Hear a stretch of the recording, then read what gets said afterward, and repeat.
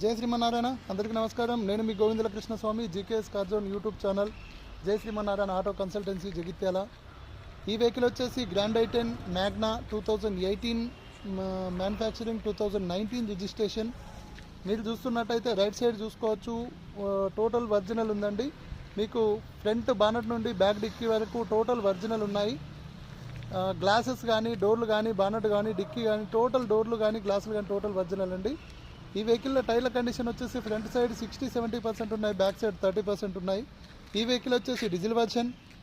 మీరు ఇంజన్ పరంగా చూసుకున్నట్టయితే గుడ్ కండిషన్లో ఉంది. ఇన్సూరెన్స్ అయితే వ్యాలిడిటీలో లేదు.